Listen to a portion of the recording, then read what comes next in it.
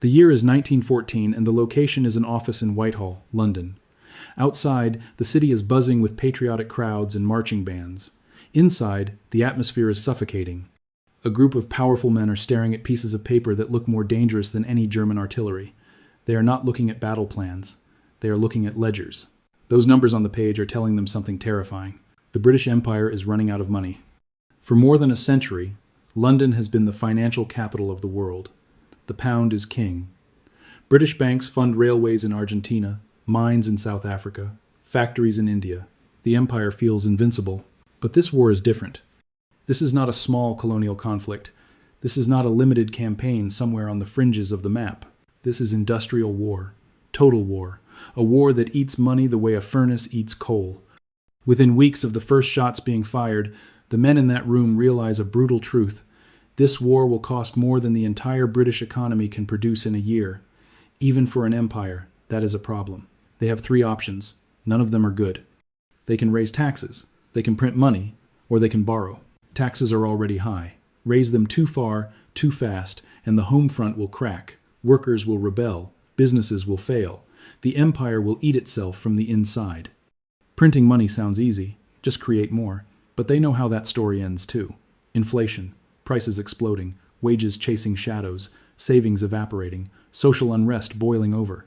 The third option is borrowing. Debt. The idea is simple. Borrow money today, win the war, pay it back later. Later is a problem for someone else. They choose debt, and with that decision, the British Empire steps into a financial machine that will keep turning for a century. Fast forward to 1915. You are not in a government office, you are in a shop in Manchester, or behind a desk in Liverpool, or working a lathe in a factory in Birmingham. You are not a banker. You do not wear a top hat. You do not sit on the boards of railways or shipping companies. You are ordinary, you have a family, you have a little money saved, 20 pounds, maybe 50, tucked away in a bank that pays you almost nothing. Then one day, you see it. The poster, bold letters, simple command. Your country needs funds. Lend now. You start seeing them everywhere. On walls, on the sides of trams, inside train stations, in the newspaper, at the post office. The message is always the same. Lend, lend, lend. Lend to defend the right to be free. Lend to support the boys at the front. Lend so their sacrifice is not wasted. They tell you about war loans, government bonds, safe investments, backed by the full faith of the British Empire, paying 5% interest. 5%. In an age when a bank might offer you 3%, if you are lucky. The language is careful. You are not donating. You are not giving. You are investing. You are lending to your country. You will get it back. On paper, it is perfect. You help win the war. You get a steady return. You become part of something larger than yourself. What they do not tell you, at least not clearly, is what sits behind that offer. Because behind the posters, behind the speeches, behind the stirring music and patriotic ceremonies, there is a structure, a machine. That machine lives in the Bank of England, in the Treasury, and in the balance sheets of every major bank in the country. When you buy a war loan, it does not just sit in a drawer. It becomes part of the foundation of the financial system. Banks buy huge quantities of these bonds as well. They hold them as safe assets. They use them as collateral. They lend against them. Short-term paper, called treasury bills, is issued constantly. Some mature in 3 months, some in 6. They are bought and rolled over again and again. The government uses them to handle the daily burns of the war. Wages, coal, ammunition, food. Long-term war loans sit underneath, like bedrock. Short-term bills flow on top like water, week after week, month after month, year after year. By 1918, Britain's debt is no longer a single number. It is a tower, layers upon layers of obligations, maturing at different times, owed to different people, all depending on one assumption, the assumption that Britain will survive this war. While that tower is growing, the propaganda is relentless. You are told that buying bonds is not just smart, it is moral. If you buy, you are a patriot. If you do not, you are suspect. Posters do not show men in suits signing contracts. They show soldiers in trenches, mothers holding children, flags fluttering in the wind. The bond is not described as a product. It is described as a rifle, as food, as boots, as bullets. Posters tell you your money is as good as a weapon. Every pound you lend is a shell for the front. The pressure is not subtle. Your church encourages you to buy. Your employer encourages you to buy. Your neighbors talk about who is bought and who is not.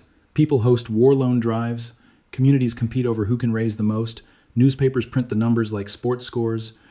The war loan becomes a test of your loyalty, of your courage, of your character. You are not just failing your country if you do not buy. You are failing your friends, your family, the men in the trenches. So you buy. Now pause on that decision. You have taken your savings money that might have gone into a house, a shop, or put aside for your children, and you have given it to the government in exchange for a promise. 5% interest, paid regularly. On paper, you are better off than you were. But paper is not reality.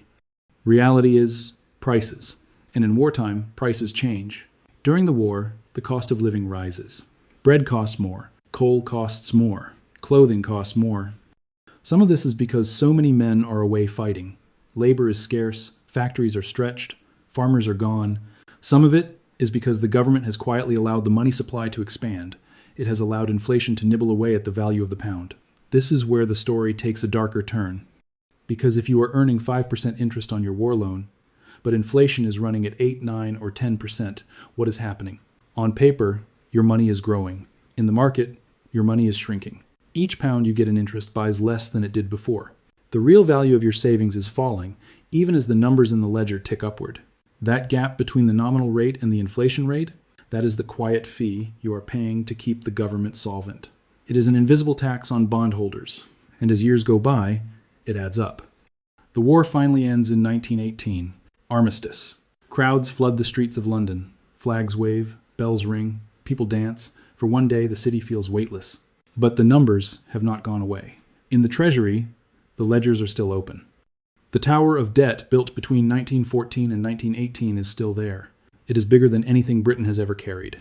The guns have fallen silent. The interest has not. Every year, the government must now find money not just for schools, roads, pensions, and the Navy. It must find millions to pay the interest on the war loans. Not once. Every year after year, decade after decade. Those payments go to the people and institutions that hold the bonds. Banks, insurance companies, pension funds, wealthy families, and yes, some ordinary savers. The state has effectively promised to transfer part of its future tax revenue to them every year until the debts are cleared or until something breaks. This is where the victory begins to look different. Britain has defeated Germany, but it has chained itself to a financial obligation that stretches beyond the generation that fought the war. The story does not stop in 1918. Through the 1920s, Britain struggles with the weight of its debts. The government tries to return the pound to the gold standard at its pre-war value. That decision, meant to restore prestige, makes British exports expensive and deepens the economic strain. In the 1930s, the Great Depression rocks the world. Trade falls, revenues shrink. The tower of debt still looms. World War II arrives. Another colossal conflict. More borrowing, more bonds, more promises. And those older war loans from the First War? Many of them are still there. Some of them are consolidated, refinanced, or converted into new instruments. But the ghost of that first borrowing spree refuses to disappear. It remains in the balance sheets. It remains in the budgets. It remains as a quiet, constant pressure on policymakers trying to decide where to spend and where to cut. It is only in the 21st century that the final chapter of this story is written. Almost 100 years after the First World War ends, the British government finally redeems some of the last remaining bonds that trace their roots back to those war loans. The decision is symbolic as much as it is financial. It is the closing of a book started by men in stiff collars and heavy frock coats, signed under gaslight while the thunder of guns echoed across the channel. The last payments are made. The last bondholders are cashed out. The tower, at least in that form, is gone. But the lesson it teaches remains. There is one final layer to this story. We often tell the history of World War I with images of trenches, of mud, of bayonet charges and barbed wire. We talk about generals and tactics, about offensives and retreats. We talk about the men who died in no man's land. We talk far less about the people who paid for it, the shopkeepers, the clerks, the factory workers, the widows, the small savers who answered the call, who bought bonds and were told that they were as much a part of the war effort as any soldier.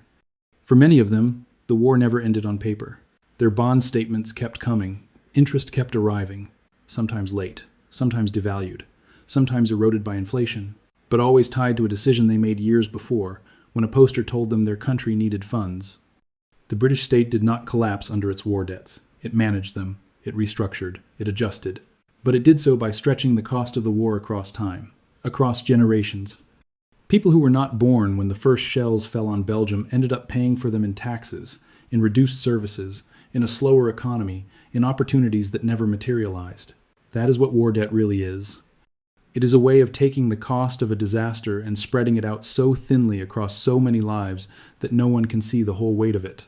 No one can point to a single bill and say, "This is the price of Verdun. This is the cost of the Somme." Instead, the cost hides inside interest payments, inflation statistics, budget compromises, and lost possibilities. Go back, one last time, to that rainy street in 1917. You are standing in front of the poster.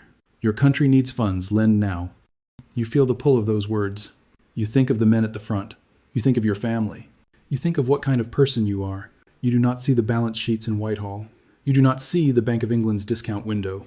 You do not see the long shadow of inflation. You do not see the final payment date, a century later, printed in a file that does not exist yet. You see a simple choice, and you tell yourself that lending is the right thing to do. In that sense, you are not wrong. Without people like you, without your savings, without your trust, the war effort might have failed. But there is another truth too. You did not just buy a bond. You stepped into a machine that turned patriotism into finance. That turned your future purchasing power into present firepower. That turned your quiet act of support into one more cog in an engine of debt that would keep turning long after you were gone. That is the hidden side of Britain's World War I war loans. Not just how they helped win a war, but how they taught an empire that the most dangerous battles are not always fought with bullets and shells. Sometimes they are fought with promises, with signatures, with interest rates, and sometimes the hardest defeat to see is not losing territory on a map, but losing control of time itself. Because once you borrow against the future belongs to someone else.